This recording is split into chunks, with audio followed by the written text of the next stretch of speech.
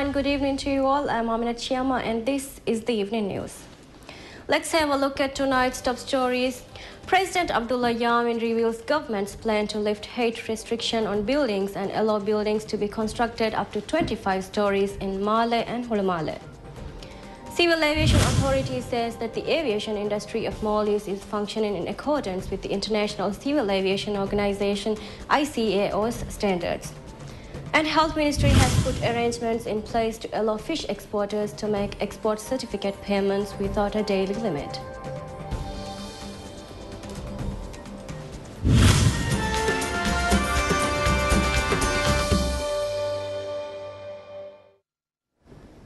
President Abdullah Yamin reveals government's plan to lift height restriction on buildings and allow buildings to be constructed up to 25 stories in Male and Hulumale. Addressing the inauguration ceremony of the Hulumale Development Project Phase 2, President Yamin said that the decision was made to solve the issue of shortage of housing in the city. He said that government conducted necessary research which revealed that it is safe to construct 25-story buildings in Male and Hulumale. He said that details will be revealed once government unveils its building code this month. The president also said that government is considering on closing small streets for vehicles to create space within Male city and allow children to play outside.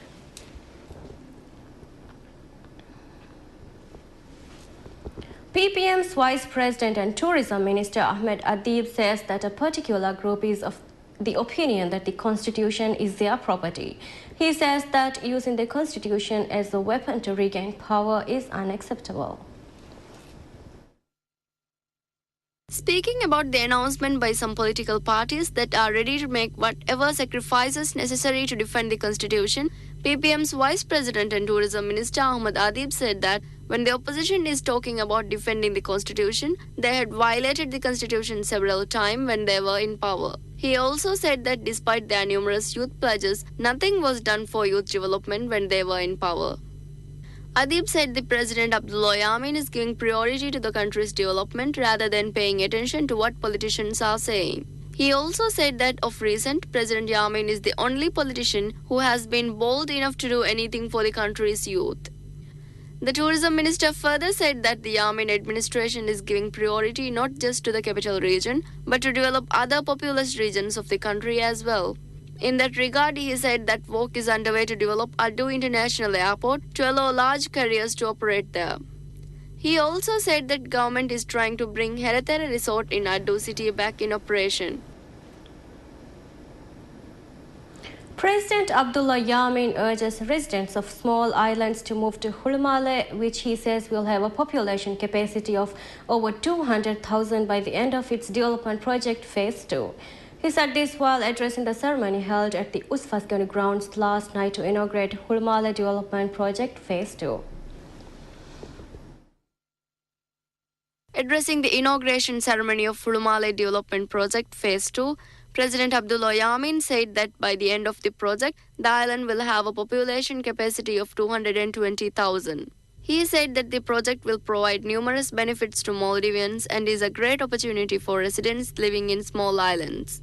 He said that current government and all other government faced major difficulties in fulfilling the socio-economic needs of people living in small islands, noting that these difficulties will prevail due to the way things are taking shape at present. He urged residents of small islands to consider moving to Hulumale. He said that although it is not mandatory, if they wish to live an easy life, Hulumale is the answer. President Yamin, who came to power with major youth pledges, said that the area being developed under Phase 2 will be a youth hub, which will have all the facilities they need. He said that after the land reclamation, developing the area will not be delayed and vowed to carry out yacht marina and financial center construction projects. He said that even now there are several investors who are interested in such projects. President Yamin also revealed government's plans to improve transportation between Male and Hulumale. He said that while the bridge construction project will begin this year, funds required to establish a proper ferry system until the completion of the bridge construction project will be provided to the Maldives Transport and Contracting Company (MTCC). Under the Hulumale Development Project Phase 2, 240 hectares of land will be reclaimed from the area facing Farkolfushi. Phase 1 of the project was launched by Gayoom government in 1997. It involved reclaiming 180 hectares of land, targeting a population of 60,000. We'll take a short break now and return in a few minutes.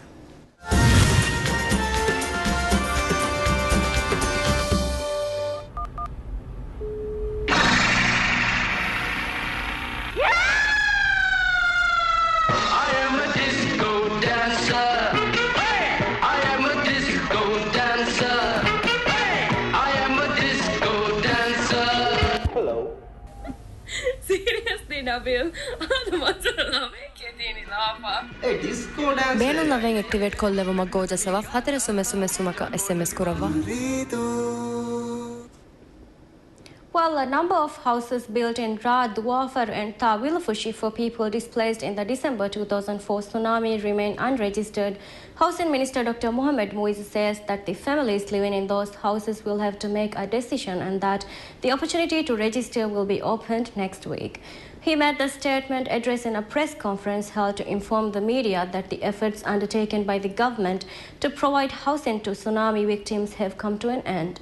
Muiz said that registration process got delayed due to the policy followed earlier, but proper arrangements have now been put in place after seeking counsel from the Attorney General and relevant state institutions. He said that therefore the opportunity to register the houses will be opened next week. Muiz said that as per the current policy, if a single house has been given to one family, the house will be registered under the name of the person to whom it was initially given, and if he or she is no more, then a decision will be made through legal procedures. And if two houses have been given to a single family, the registration process will be carried out either through discussion with the family, and if family members cannot come to an agreement, it will be taken through the legal procedure. The Housing Minister said that permanent shelters or housing have been now provided to all those who were displaced in the tsunami. Civil Aviation Authority says that the aviation industry of Maldives is functioning in accordance with the International Civil Aviation Organization ICAO's standards. The authority said that this in a statement it released after some international media outlets claimed that Maldivian airlines were among the most dangerous airlines in the world. According to the statement, Civil Aviation Authority has been ensuring that the safety measures and procedures of all local airlines are in accordance with ICAO standards. It is also said that ICAO had sent a team to Maldives last year and audited the aviation industry with the help of Aviation Authority, and that the audit revealed that the aviation industry has necessary safety measures in place. Hulumala has become a popular visitor spot, especially during weekends. But the level of importance these visitors give to the island's cleanliness is a question that needs to be asked. More than 1/3 of the country's population is living in the small capital island Male, but the island lacks places where people can go to relax and enjoy peace and quiet. The problem was solved to a certain extent with the development of Fulumale, the neighboring island, which is a district of the capital city. A number of people visit Fulumale on a daily basis, seeking this peace and quiet. The number increases mainfall during the weekends. However, the question is, how many of these visitors and people living in the island give importance to the island's cleanliness? The island's barbecue area is a popular spot for residents and visitors. But the fact that the area is filled with garbage is an indication that the people who go there pay absolutely no attention to keeping the place clean. The area is filled with organic waste that go bad with time and create bad odor. Despite the presence of garbage bins, garbage is scattered everywhere. Hulumala Development Corporation HDC's Managing Director Suhail Ahmed said that efforts are underway to develop the area and expressed hope that the issue gets resolved when the place gets developed. He said that the area is being cleaned by HTC, but because it is a public place that is being used by a number of people, public should also ensure that the place remains clean. Health Ministry has put arrangements in place to allow fish exporters to make export certificate payments without a daily limit. Earlier, the daily limit was 10 certificates. According to Health Ministry, the policy was changed to solve the difficulties being faced by fish exporters. The ministry, however, says that despite the change of policy, certificates cannot be refunded. Health Ministry said that those who export fish and fish products have to register and a certificate has to be made for every shipment. Each certificate costs 200 rupiah.